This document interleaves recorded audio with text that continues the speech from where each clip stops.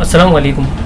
ये आज की जो हमारी क्लास जो रिलेटेड थी पावर क्यूरी की, ये हमारी आज की दूसरी क्लास है पावर क्यूरी से रिलेटेड, क्योंकि पहली क्लास हम ले चुके हैं। अगर आपको उसका लिंक देखना हो तो वो जाके हमारे चैनल पे देख सकते हैं कि हमने उसमें किस तरह से बिल्कुल इनिशियल स्टेज पे बताया था कि हम पावर क्यूरी को किस तरह से इस्तेमाल कर सकते हैं। बहरहाल आज की जो हमारी क्लास है वो डेटा इंपोर्ट के हवाले से, कि अगर हम किसी बाहर से कोई दूसरी टेक्स्ट फाइल का या किसी दूसरी वेबसाइट से कहीं से डेटा अगर इंपोर्ट करवाते हैं तो उसको पावर क्यूरी में कैसे लेके जाते हैं, उसका क्या प्रोसीजर होता है और उसके तरीक़ाकार हम कैसे करेंगे।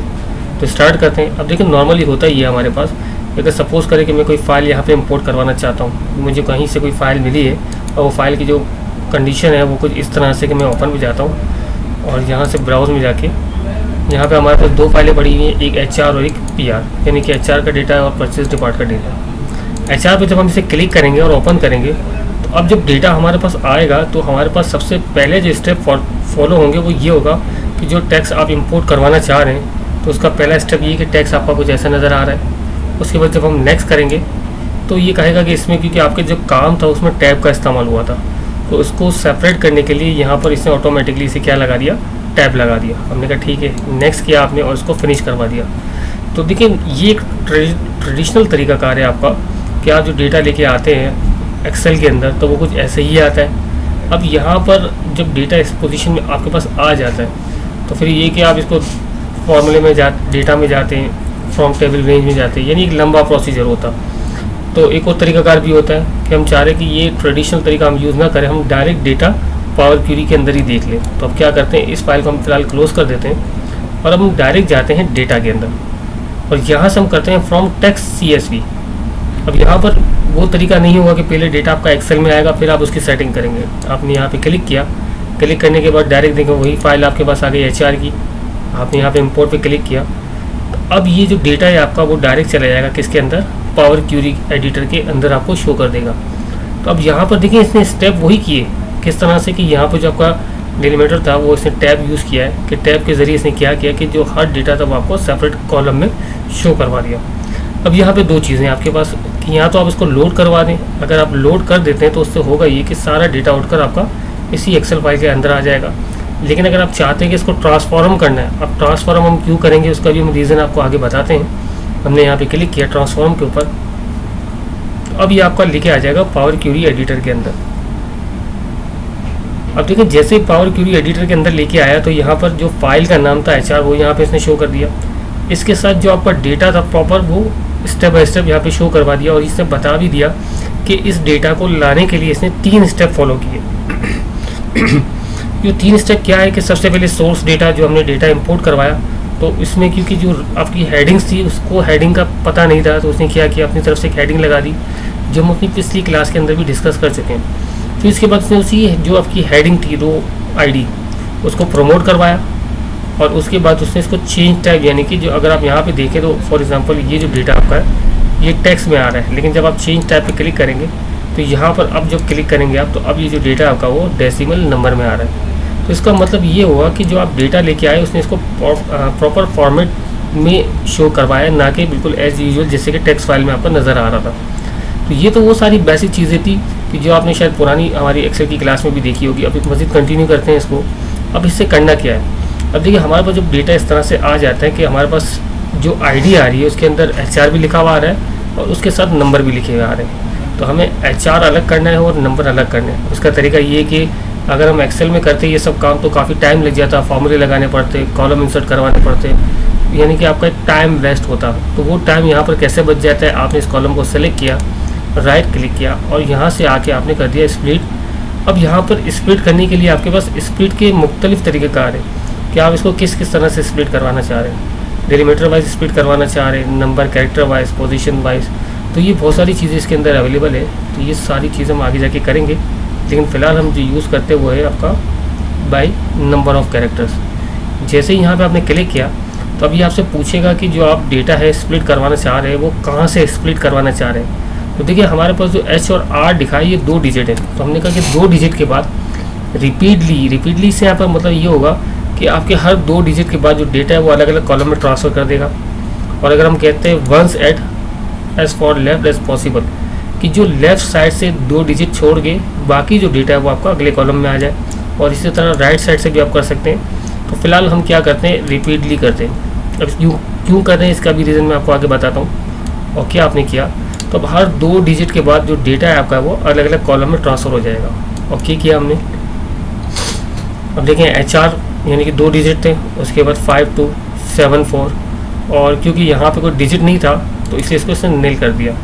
अगर आप इसी तरह यहाँ पर देखें तो 2578 और उसके बाद 6, क्योंकि आखिरी में एक डिजिट था आपके पास, तब इसने क्या किया कि जो डेटा था आपका वो सारा के सारा 2 डिजिट के बाद अलग अलग कॉलम में ट्रांसफ़र कर दिया।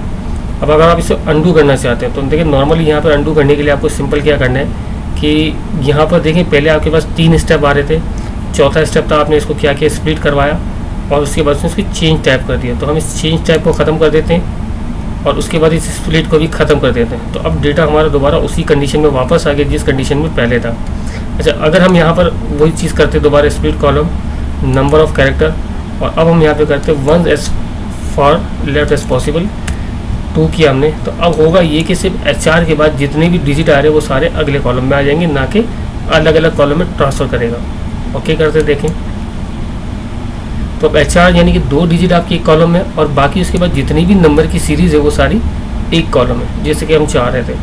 अगर सपोज़ करें, मैं इसे दोबारा यहाँ से अंडू कर देता हूँ, और अगर सपोज़ करें कि हमने यहाँ पर वही गलती की होती या हमारे पास पहले से ही डेटा इसी कंडीशन में होता, किस तरह से कि यहाँ पे रिपीटली आपने 2 किया, ओके किया। अगर आपको डेटा ही कुछ मिलता है इस कंडीशन के अंदर और आपको ये कहा जाता है कि इन तमाम डेटा को एक ही कॉलम में मर्ज करवा दें, यानी ये सब जो है वो HR के साथ कोड में नज़र आ जाए, तो इसका तरीका क्या होता, आप इसको सेलेक्ट करते, आप इसको यहाँ से शिफ्ट दबा के हम इसको सेलेक्ट कर लेते हैं, और सेलेक्ट करने के बाद हम क्या करते हैं, इसको यहाँ से राइट क्लिक करके मर्ज कॉलम कर देते हैं। तो अब मर्ज करने पे होता ये।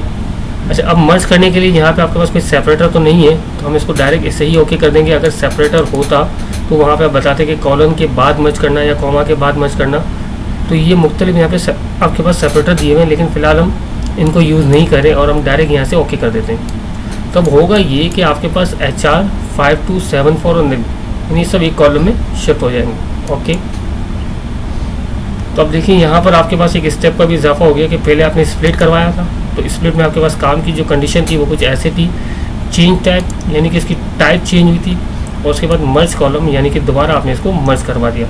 तो यहाँ पर ये आपके कुछ स्टेप्स होते हैं जो आप इनको फॉलो करते हुए डेटा को अलग भी करवा सकते हैं और उसको मर्ज भी करवा सकते हैं। अब ज़ाहिर है क्योंकि जब हमने इसे मर्ज करवाया है तो मर्ज करने के बाद देखिए यहाँ पे नाम इसका मर्ज आ गया, यहाँ पे डबल क्लिक करते हैं और यहाँ पे हम इसको दोबारा ID कर देते हैं, और ID करने के बाद अब हम इसे यहाँ से कर देंगे क्लोज एंड लोड। ओके किया आपने, और वहाँ जो आपने जितना भी काम किया था यानी जो ट्रांसफॉर्मेशन किया था आपने, वो सारा के सारा डेटा आपका यहाँ पे उड़ के आ जाएगा। अच्छा, अब देखिए हुआ ये कि ये तो हमारा था HR का डेटा, ठीक है। इस HR के डेटा की हम एक काम करते हैं, कॉपी बना देते हैं फ़िलहाल समझाने के लिए। अब HR हमारा अलग हो गया और HR2 हमारा अलग हो गया। अच्छा, अब हम ये करते हैं कि यहाँ पे दोबारा इसके अंदर देखिए 2 डेटा आपके पास हो गए।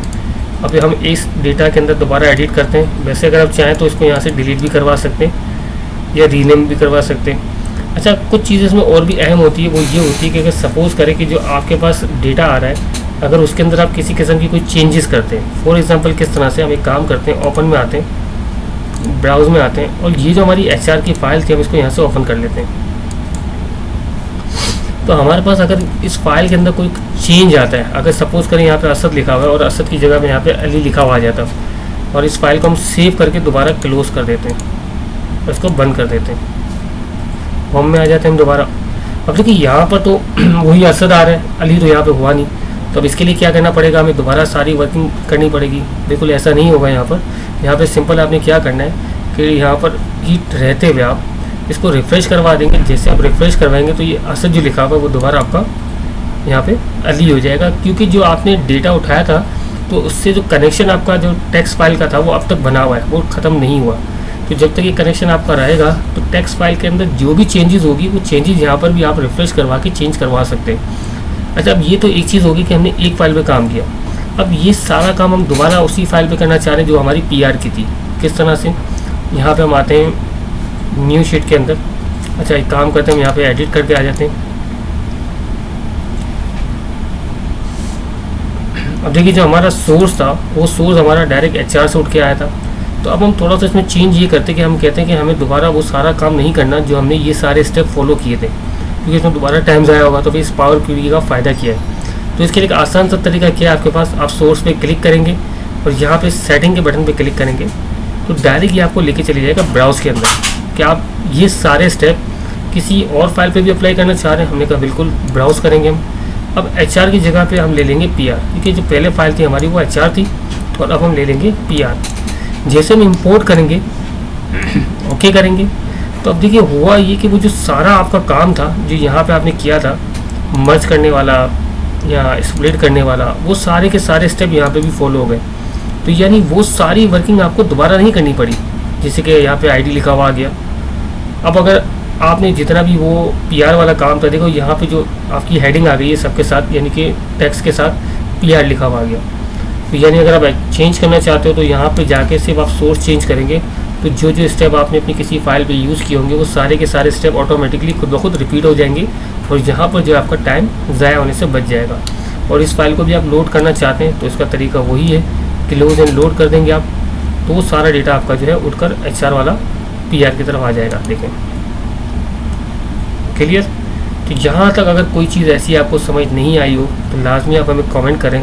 कोई चीज़ आपको इसके अलावा पूछनी हो तो देखें, एक्सेल की भी हमारी काफ़ी एडवांस लेवल की ट्रेनिंग मौजूद है। आप वहाँ पे एक्सेल की भी ट्रेनिंग देख सकते हैं। और एक्सेल के बाद आप जब पावर क्वेरी का इस्तेमाल करेंगे तो आपको इसमें भी काफ़ी मज़ा आएगा, क्योंकि पावर क्वेरी आजकल काफ़ी यूज़ होता है डेटा एनालाइजिंग के लिए, क्लीनिंग के लिए, ट्रांसफॉर्मेशन के लिए। तो अगर आप ये सीखते हो, किसी ऑर्गेनाइजेशन में जाते हो तो आपकी कुछ एफिशिएंसी होती है जो आप सामने वाले को दिखा सकते हो, उसको कायल कर सकते हैं। तो यहाँ पे अगर कोई ऐसी चीज़ आप पूछना चाह रहे हो तो लाजमी कमेंट कीजिएगा, और हमारी अगली वीडियो के लिए आप हमसे सब्सक्राइब लाजमी कर लीजिएगा चैनल को, और शेयर भी कर दीजिएगा ताकि हम मज़ीद इसको कंटिन्यू कर सकें। बहुत बहुत शुक्रिया।